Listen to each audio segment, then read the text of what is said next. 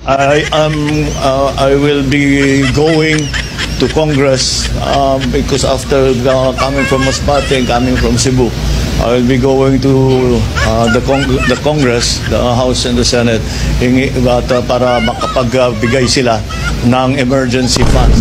I will be going to the Congress, the House and the Senate, para makapagbigay sila ng emergency funds. Ay, nako. Nangyari sa ating bansa mga boss na mayroon tayong ganito kabagal sa mga calamity na dumadating sa ating bansa ay walang aksyong mabilis ang ating presidente.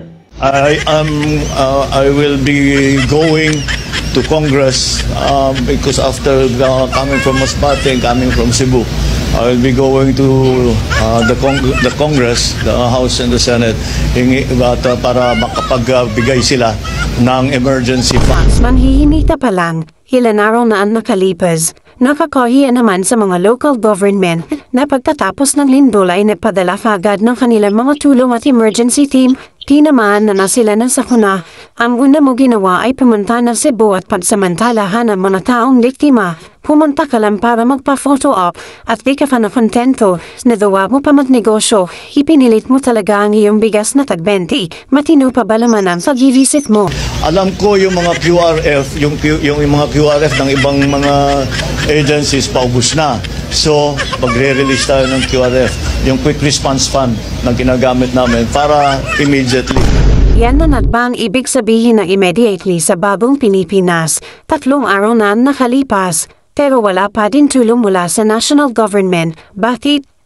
Mabagas ba ang sa-friends ng mukha nyo sa mga relief buds? O di tumatalab sa sobrang kapal? Dahil sa, especially sa pagdating ng dalawa, ng Nando at saka ng Opong na bagyo na talagang napakalakas. Tapos ito pa, nasabayan pa ng 6.9 intensity ang lindol. Kaya yung QRF para meron kayo magamit, we will have it released as quickly as possible. Mga boss, ganito kabagal ang presidente natin sa ating bansang Pilipinas na si PBBM mga boss, no? Manghingi pa lang daw siya ng tulong sa Congress para doon sa mga nasalanta sa lindol sa Cebu City mga boss, no? Samantalang ang Davao at si BP Inday Sara ay nakapadala na at nagpunta na si BP Sara doon mga boss, no? Ang Davao City ay nakapadala ng tulong mula Davao papuntang Cebu City at dumating na nga ito mga boss. Si BP Sara ay nagpunta na rin doon sa mga nasalanta, na bisita niya na rin at nakapag-abot na at paghanda na ng mga relief goods ang OBP mga boss, no? At talagang ang ating presidente na lang ay di pa alam ang ganyang gagawin at manghingi pa lang daw siya ng tulong sa Congress. Ay, nako.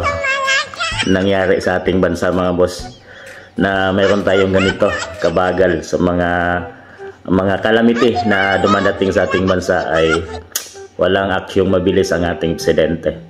So tingnan natin to mga boss.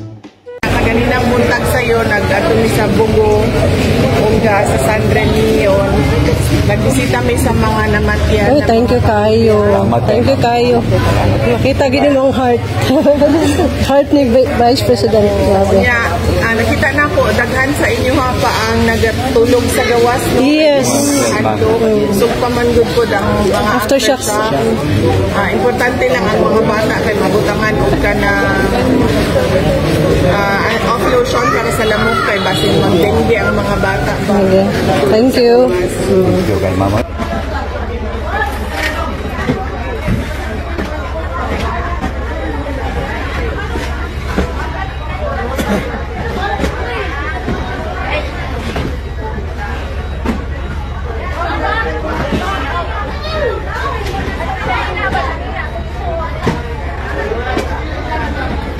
Share natin to mga boss dahil hindi ito binabalita ng mga ibang stream media mga boss, no? Lalo na yung mga kalaban ni BP Inday Sara. Maraming salamat people of Davao sa tulong sa mga naapektuhan sa lindol sa Cebu, kayo po ay tunay na hero.